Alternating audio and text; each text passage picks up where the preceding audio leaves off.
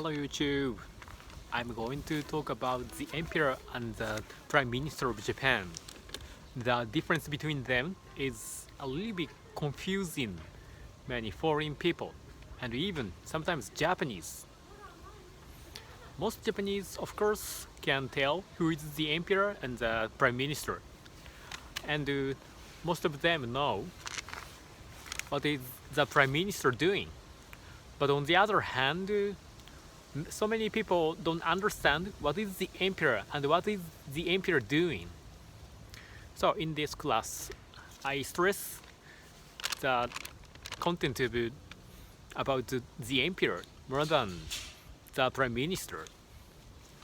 After my class, you will know about the emperor more than average Japanese. Let's go! I talk from the 3 points of view today. First, history. Second, role. Third, who can be. Let's start from the history of the emperor. Can you guess when the first emperor came up in our history? It was BC 660. It's so ancient time. The first emperor was named Jin.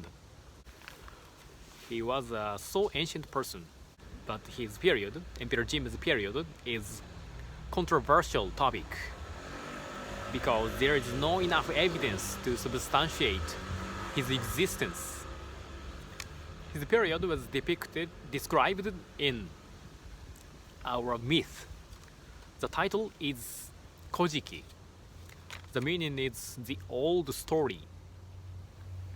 This is the most important book in our history. This book describes how Japan was made and how Japan started. It is like the Holy Bible for Christianity. Even though Kojiki is the most important book in our history, unfortunately, we don't study the content of Kojiki in school because it is a myth. It is more like a myth than factual history book. So there is no enough evidence to substantiate it is a true story. And the entrance examination of junior high school and high school, university don't have the topic of content of Kojiki. So students don't study Kojiki seriously because the examination don't ask the characters and events in Kojiki.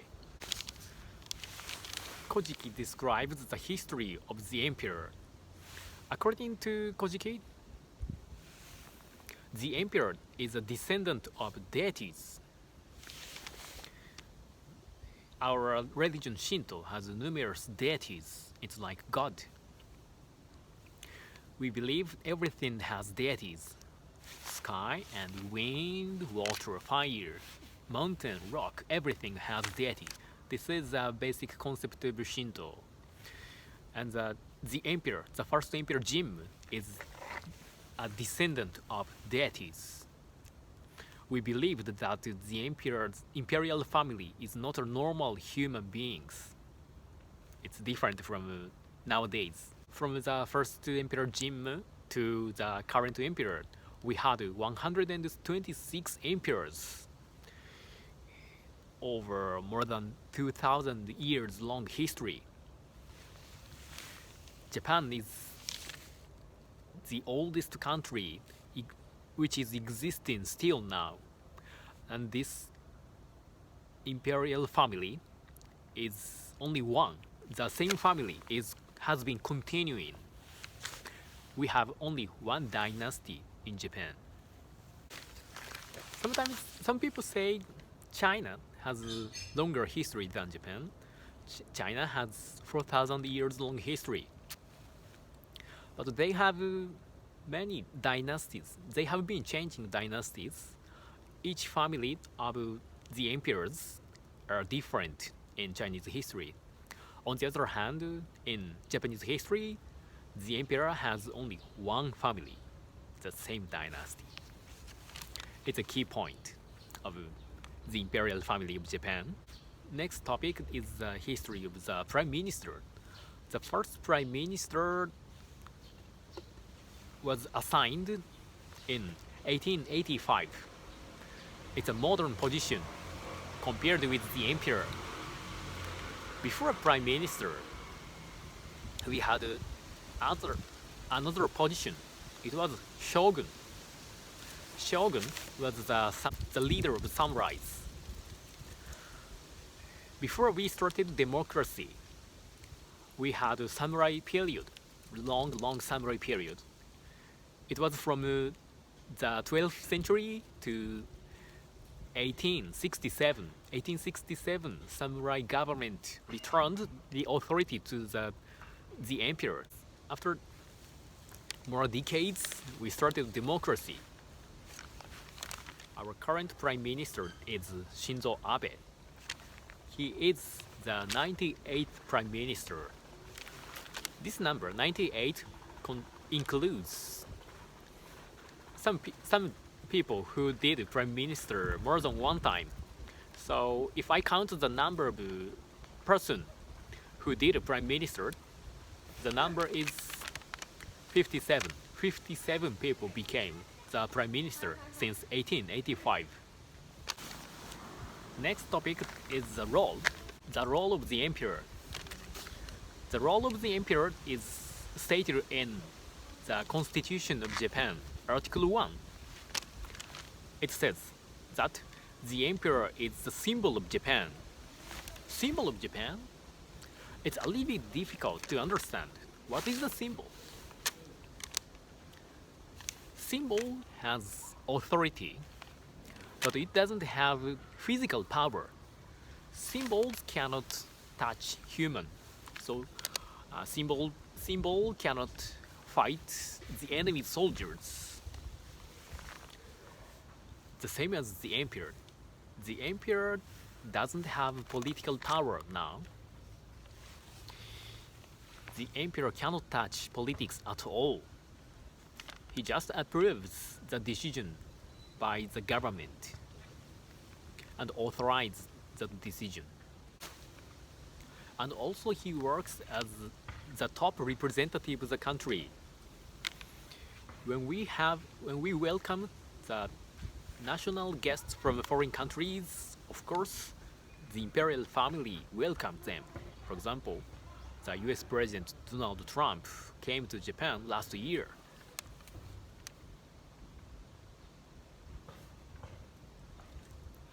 They have very important role when it comes to the international relationship.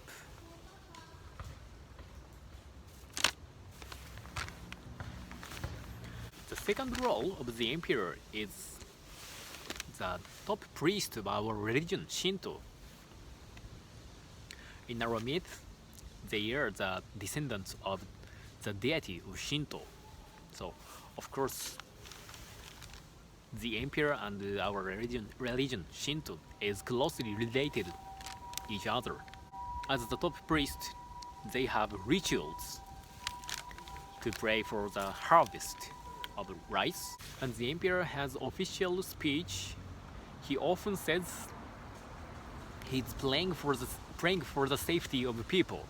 It is more like the Pope of Roman Catholic than a king of a country.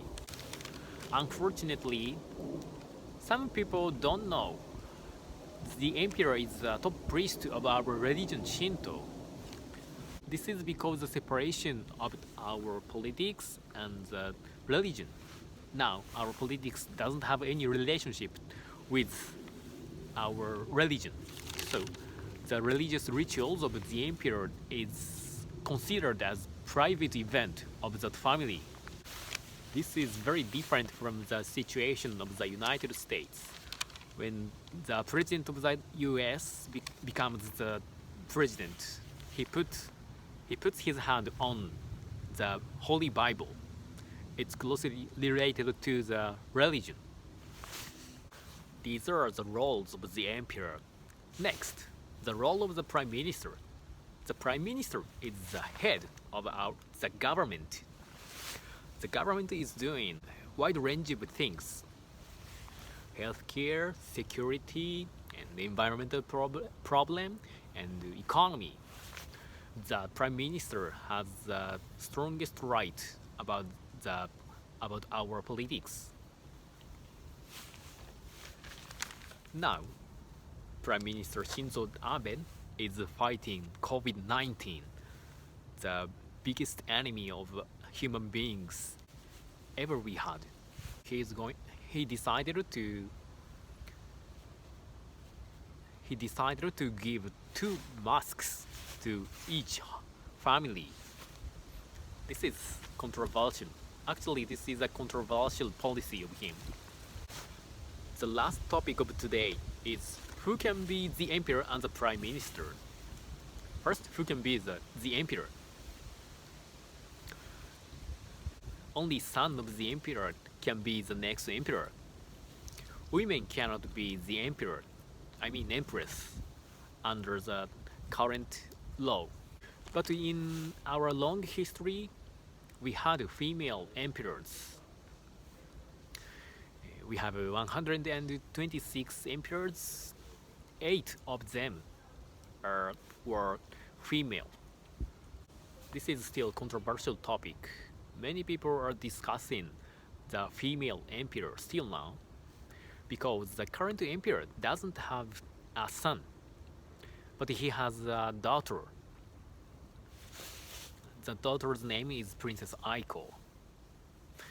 She cannot be the next emperor. Look at the chart. Now, the current emperor is person number 3, Naruhito. His father is Akihito.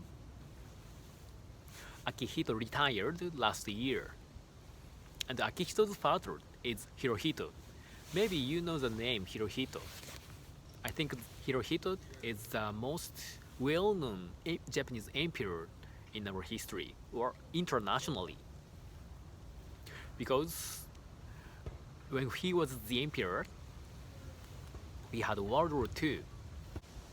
The current emperor Naruhito doesn't have the son, so who is the next? The next person will be the younger brother of Naruhito. Naruhito is the son of Akihito, so he is a son of the emperor, so he can be the emperor. And he has a son, Hisahito. Hisahito is still a teenager, but he is only one young boy in the imperial family now, so we believe he will become the emperor in the future.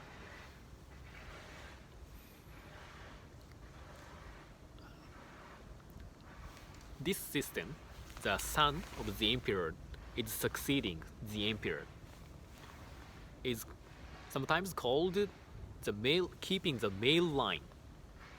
The imperial family has been keeping this male line for more than 2,000 years long.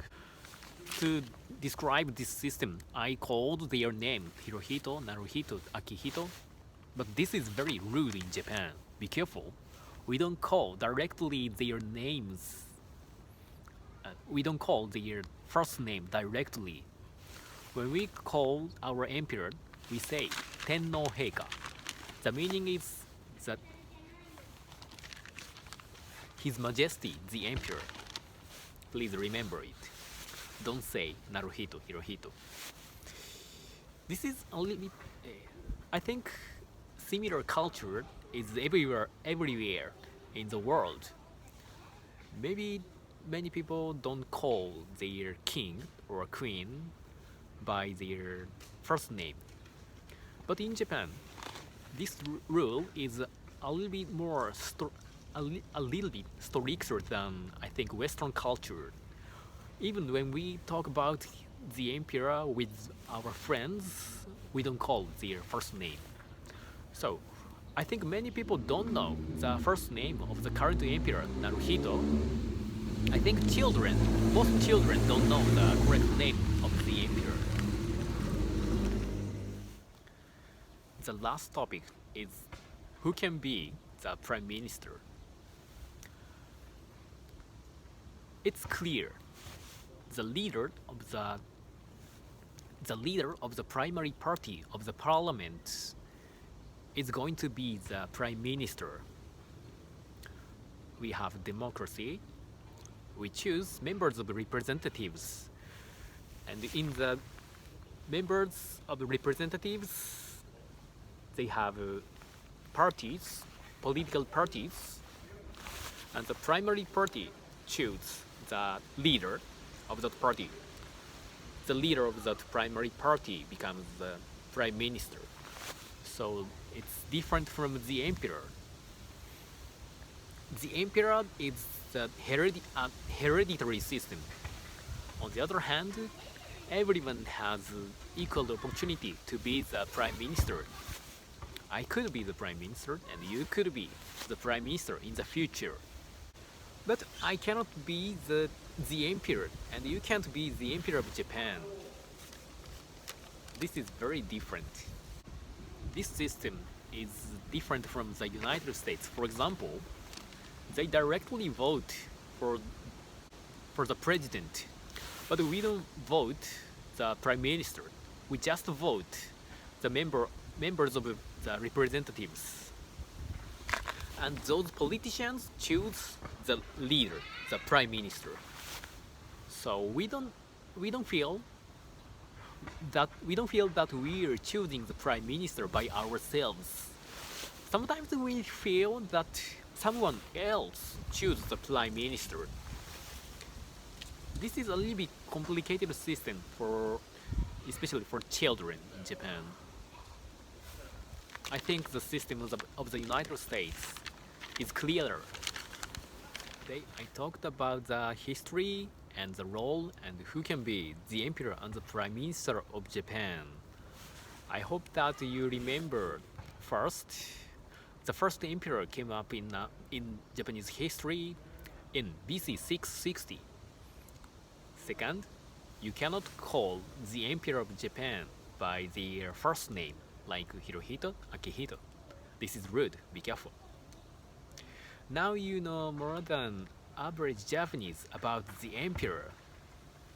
Thank you for listening. Sayonara.